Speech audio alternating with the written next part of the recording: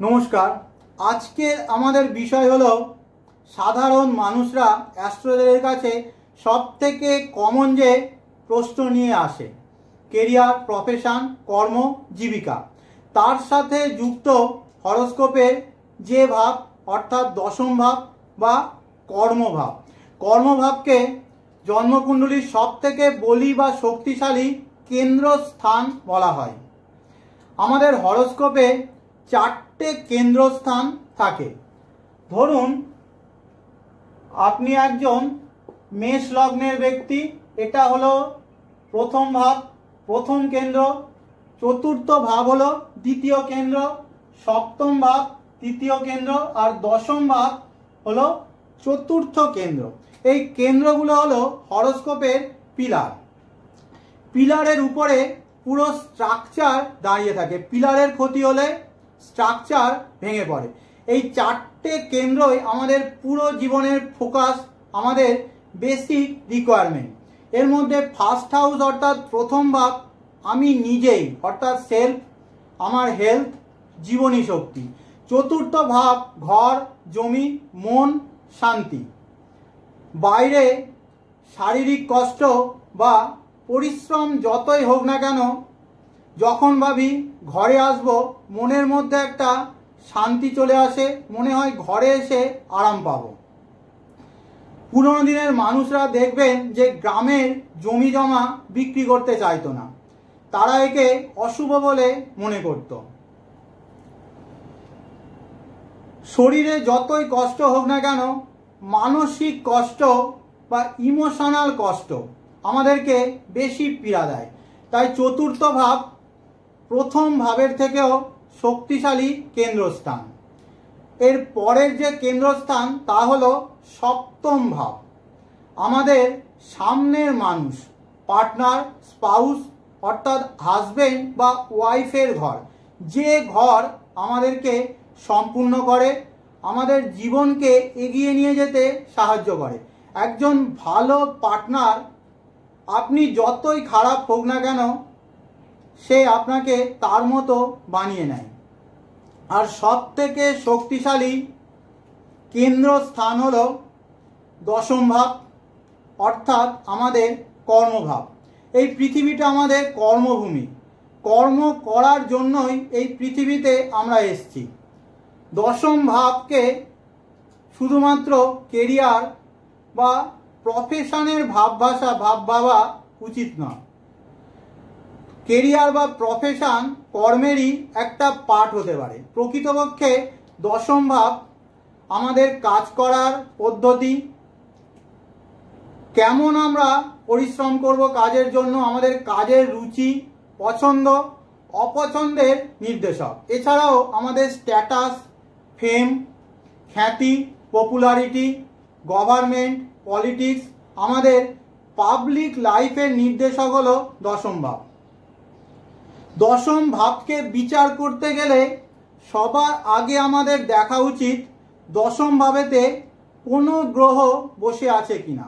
যে গ্রহ দশম ভাবেতে বসে থাকবে আমাদের কেরিয়ার, প্রফেশন, কর্মের উপরে সেই গ্রহের প্রভাব সর্বাধিকভাবে লক্ষ্য করা যাবে। দশম ভাব একটি ঠান্ডা ঘর, এখানে গরম গ্রহের দরকার। দশম ভাবেতে যদি মঙ্গল থাকে, শ্রেষ্ঠ অবস্থান। কালপুরুষে দশম ভাব গিয়ে পড়ছে এই মকর রাশির ঘরেতে। মকর রাশিতেই মঙ্গল উচ্চস্থ থাকে। দশম ভাব আমাদের কর্মভাব। কর্ম করতে গেলে চ্যালেঞ্জেস আসবে, অনেক স্ট্রাগল করতে হবে, কঠিন প্রতিযোগিতাও থাকবে, ফাইটস, লেগ পুলিং, শত্রুতা, এগুলো সব কর্মেরই অংশ। আর মঙ্গল এই সবেরই কারক। মঙ্গল যোদ্ধা, যুদ্ধ পছন্দ করে, যুদ্ধই তার ডিউটি। যুদ্ধের মাধ্যমেই মঙ্গলের ইগো শান্ত হয়। তাই যে কাজে চ্যালেঞ্জেস থাকবে, স্ট্রাগল থাকবে, সেই কাজ করেই মঙ্গল সন্তুষ্ট হয়। মঙ্গল দশমে থাকলে এরা অ্যাডভেঞ্চার পছন্দ করবে, ডিফেন্স ফিল্ডে কিংবা স্পোর্টসে, সার্জারিতে, ইঞ্জিনিয়ারিং বা land related, construction, real estate, administrative জবেতেও এরা খুব ভালো পারফর্ম করে।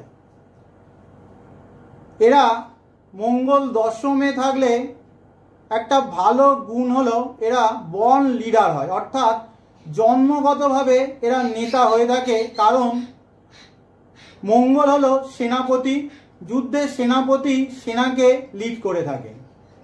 দশম ভাবেতে যদি রবি থাকে, রবি দশম ভাবেতে দিকবলি থাকে, রবির অবস্থান দশমে শ্রেষ্ঠ।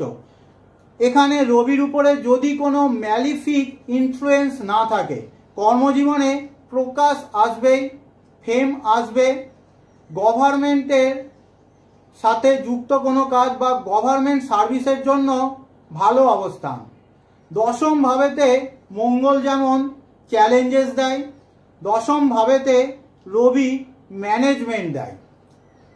এদের মধ্যে ম্যানেজারিয়াল কোয়ালিটি খুব ভালো থাকে, প্রবলেম সলভার হয়। এরা অন্যের প্রবলেমকে সলভ করতে খুব পছন্দ করে। দশম ভাবেতে শনির অবস্থানও ভালো, লম্বা কাজ, অনেক দিন ধরে বা অনেক বড় কাজ, কঠিন কাজ এরা খুব ভালোবাসে। এদের ভিশন খুব বড় হয়ে থাকে, তাড়াহুড়ো নেই, টাইম নিয়েও কোনো সমস্যা নেই। স্লো বাট স্টেডি ওয়েতে কাজ করে, প্ল্যান করে কাজ করে, সকলকে সাথে নিয়ে সকলের মত নিয়ে এরা অ্যাজ এ টিম কাজ করে থাকে। সেই জন্য দশমে শনি থাকলে রাজনীতিতে ভালো ফল দেয়। দশম ভাবেতে প্রত্যেকটা গ্রহের কাজ করার ধরন আলাদা আলাদা। যেমন দশম ভাবেতে শনি থাকলে সকলকে নিয়ে অ্যাজ এ টিম কাজ করতে চায়। দশম ভাবেতে রবি অ্যাজ এ কিং সে কাজ করতে চায়, অন্যকে অর্ডার দিয়ে সে কাজ করায়।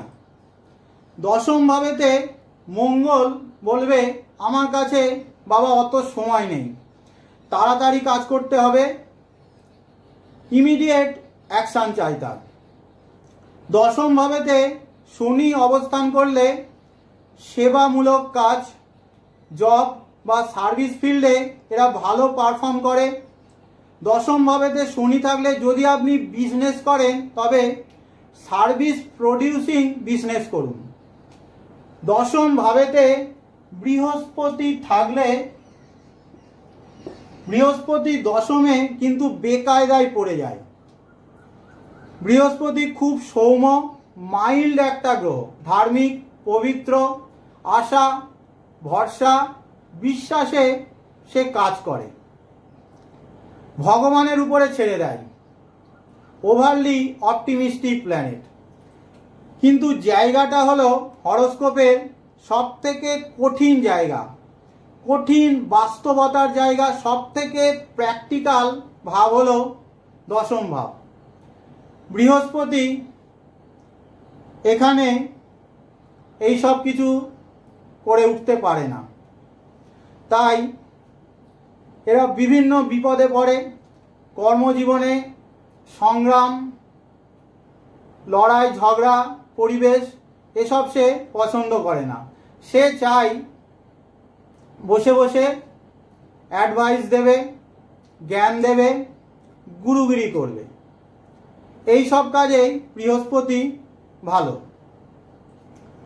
তাই দশমে বৃহস্পতি থাকলে সে ভালো পরামর্শদাতা হতে পারে, টিচার হতে পারে, অ্যাজ এ গাইড সে ভালো কাজ করতে পারে।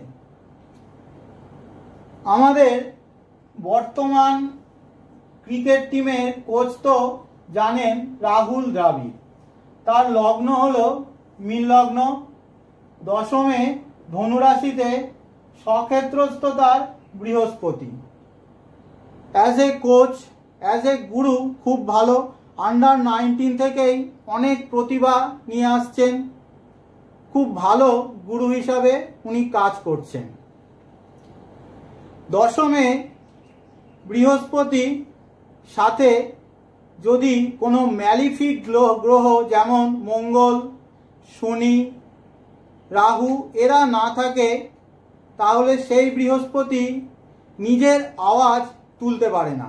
এদের সঙ্গে যদি এই সমস্ত গ্রহগুলো থাকে তাহলেই বৃহস্পতি কাজ করতে পারে। দশম ভাবেতে যদি বুধ থাকে, বুধ ডুয়ালিটির কারক, বুধ ক্যাটালিস্ট অর্থাৎ জন্মকুণ্ডলিতে অনুঘটক হিসাবে কাজ করে।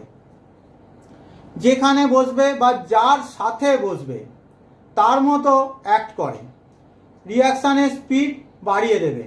যে গ্রহদের সাথে বা যে ঘরে থাকবে তাকে হাইপার অ্যাক্টিভ করে দেবে। বুধ দশমে থাকলে সে বলবে একটা কাজে আমি সন্তুষ্ট না, দুটো, তিনটে, চারটে কাজ একসাথে করব এবং সিকোয়েন্স অনুসারে করব। এরা মাল্টি ট্যালেন্টেডও হয়ে থাকে। দশম ভাবেতে বুধ থাকলে কাজকে এরা অতিমাত্রায় ব্যবসায়িক দৃষ্টিকোণ দিয়ে থাকে, সবসময় নিজের লাভটা ভালো বোঝে, খুব বিজনেস মাইন্ডেড হয়, বুদ্ধি দিয়ে কাজ করে, অ্যাকাউন্টেন্সির জন্য ভালো, মার্কেটিং ফিল্ডে এরা ভালো কাজ করতে পারে, ট্রেডিং ভালো করে, কমিউনিকেশান, মিডিয়া, এডুকেশান বা কিডসদের সাথে যুক্ত কাজে এরা যথেষ্ট সফল হয়। দশম ভাবেতে শুক্র যদি থাকে সে বলবে একটা কাজই করব কিন্তু কাজ আমার পারফেক্ট হবে, সূক্ষ্মতা চাই কাজের মধ্যে, গ্ল্যামার চাই, কোয়ালিটি চাই, অ্যাট্রাকশান যাতে থাকে, অন্যরা অ্যাট্রাক্টেড হয়, কোয়ালিটি ইমপ্রুভমেন্টের কাজে এরা সবসময় চেষ্টায় থাকে। শুক্র যদি ভালো অবস্থায় দশমে থাকে কাজের জায়গায় লাক্সারি, কমফোর্ট, এনজয়েবল একটা অ্যাটমসফিয়ার নিয়ে আসে। তবে শুক্র আবার রিলেশনশিপের কারক, তাই অনেক সময় দেখা যায় কর্মস্থলে এরা কোনো না কোনো রিলেশনে না চাইলেও জড়িয়ে পড়ে। শুক্র দশমে থাকলে আর একটা ভালো জিনিস হলো শুক্র অর্থের কারক, আর দশম ভাব প্রফেশনের কারক, তাই প্রফেশনের মাধ্যমে এদের জীবনে অর্থ চলে আসবে। লেডিস প্রোডাক্ট, বিউটি প্রোডাক্ট, এন্টারটেনমেন্টের সাথে যুক্ত কাজ, সিনেমা, টেক্সটাইল অর্থাৎ বস্ত্রের কাজ, জুয়েলারির কাজ, লাক্সারি কার, লাক্সারি আইটেমের কাজ এদের জন্য খুব ভালো। দশম ভাবেতে চন্দ্র থাকলে, দশম ভাবেতে চন্দ্র হচ্ছে পিস শিকার, অর্থাৎ সে চায় কাজে শান্তি যেন থাকে, যেখানে কাজ করবে আরাম শান্তি চাই, মনের মতো কাজ এরা চায়। সেই জন্য অনেক সময় এরা আর্টিস্টিক কেরিয়ার চুজ করে নেয়। তবে এদের কেরিয়ারের স্টেবিলিটিতে সমস্যা আসে, কাজ বারবার এদের চেঞ্জ হতে থাকে। এরা ভালো হিলার হতে পারে, ডাক্তার হতে পারে, সাইকাটিস্ট হতে পারে বা অ্যাস্ট্রোলজারও ভালো হতে পারে, কারণ এগুলো সব মানুষের মনের উপরেই কাজ। এছাড়া ফুড রিলেটেড কাজ, ট্রান্সপোর্টের কাজ, লিকুইড প্রোডাক্টের কাজেও এরা যথেষ্ট সফল হয়। পড়ে থাকছে দুটো ছায়াগ্রহ রাহু এবং কেতু। রাহু কেতু যদি দশম ভাবেতে,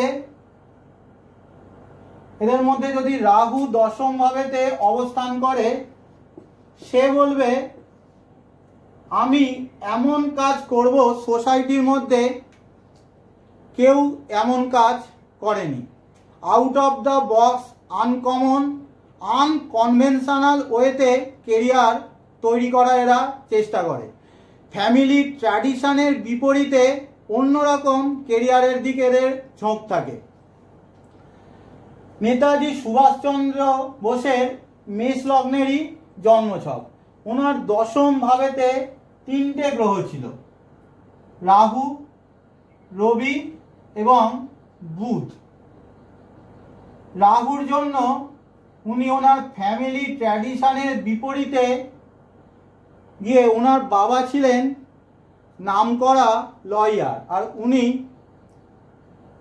ফ্রিডম ফাইটার, দেশপ্রেমিক হিসাবে কেরিয়ারে প্রতিষ্ঠিত হয়েছিলেন। শুধু ফ্যামিলি ট্র্যাডিশন না, তখনকার দিনে যে স্বাধীনতা সংগ্রামের যে ট্র্যাডিশন চলতো, নরমপন্থী বা গান্ধীবাদী আন্দোলন, তার বিপরীতে গিয়ে উনি চরমপন্থী অর্থাৎ সশস্ত্র সংগ্রামের দিকে এগিয়েছিলেন। এছাড়াও রাহু বিদেশের কারক, বিদেশের সাথে উনি সম্পর্ক তৈরি করেছিলেন। রবির জন্য উনি কাজের জায়গায় কিং ছিলেন, নিজের অথরিটি ছিল, আজাদ হিন্দ ফৌজ তৈরি করেছিলেন, নেম ফেম পপুলারিটি, মৃত্যুর এত বছর পরেও জীবিত ওনার। বুধ রবি আর রাহুর পাওয়ারকে আরও বাড়িয়ে দিয়েছে, ক্যাটালিস্ট হিসাবে বা অনুঘটক হিসাবে বুধ কাজ করেছে। বুধ এই দশম ভাবেতে থাকার জন্য ওনার বক্তৃতা, ভাষণ মানুষকে বিশেষভাবে উদ্বুদ্ধ করত। এছাড়াও ছদ্মবেশ বা একাধিক কাজ, অনেক কাজে তিনি পারদর্শী ছিলেন।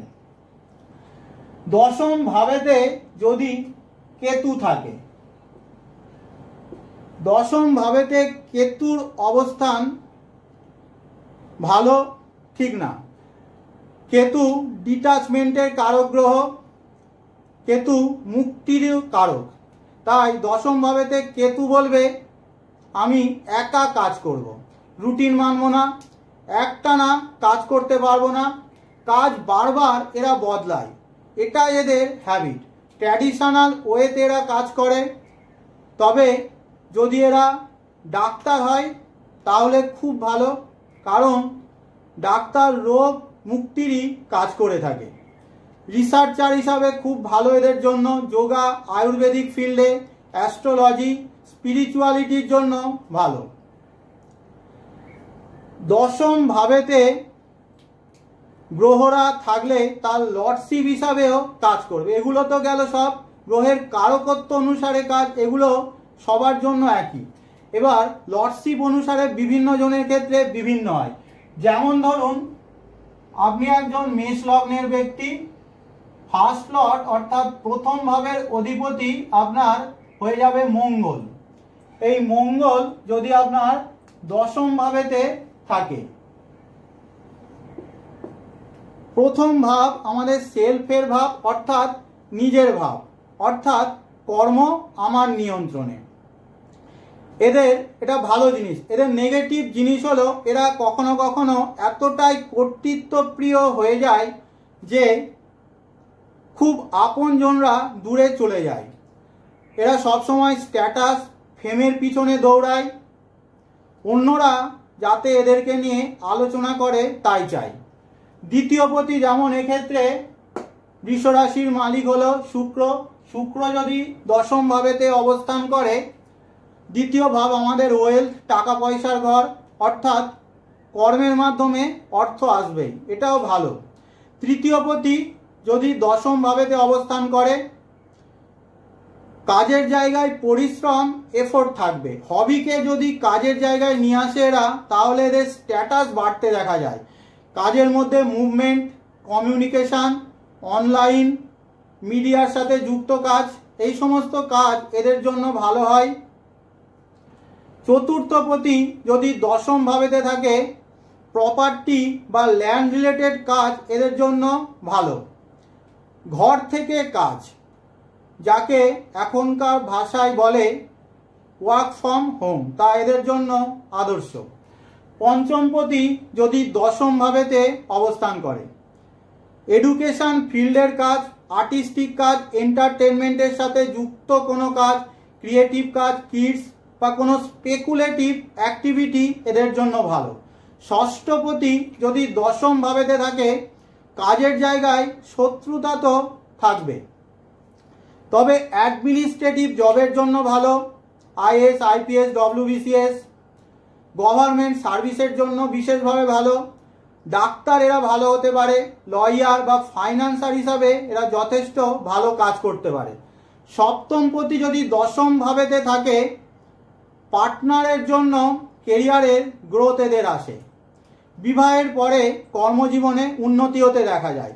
অষ্টমপতি দশম ভাবেতে থাকলে কর্মজীবনে কোনো না কিছু ঝুট ঝামেলা, ব্লকেজ, স্ট্রেস এদের চলতে থাকে।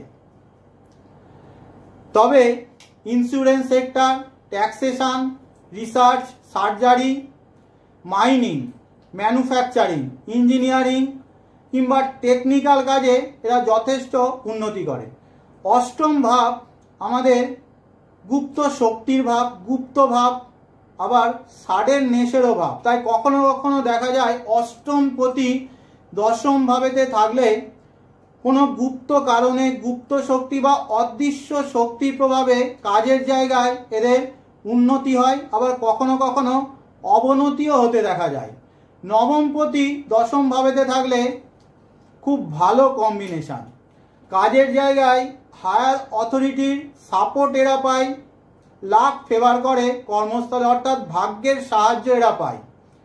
টিচার, গুরু হতে পারে, ধর্মগুরু এরা হতে দেখা যায়। লং ট্রাভেলের জন্য ভালো, পাবলিকেশনের জন্য ভালো। দেখা যায় এরা যত হায়ার স্টাডিজ বা উচ্চ শিক্ষা নিতে থাকে, কাজের জায়গায় প্রসার বিস্তার তত বেশি হতে থাকে।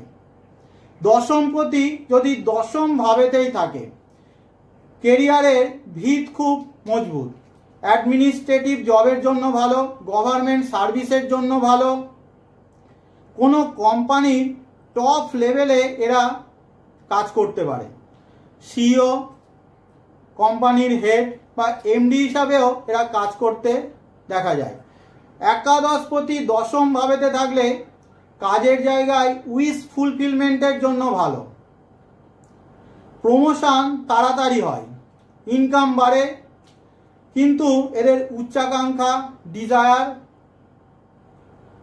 নিয়ত বা প্রতিনিয়ত বাড়তেই থাকে। দ্বাদশপতি যদি দশম ভাবেতে অবস্থান করে, কর্মে ঘন ঘন চেঞ্জ, পরিবর্তন, ট্রান্সফার হতে দেখা যায়।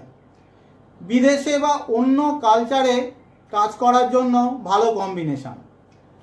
দশম ভাবেতে দেখছেন কোনো গ্রহ নেই, হতেই পারে, কারণ হরোস্কোপে 12টা ভাব থাকে আর 9টা গ্রহ, কোনো কোনো ঘরে 2, 3, 4টে গ্রহ থাকতে পারে।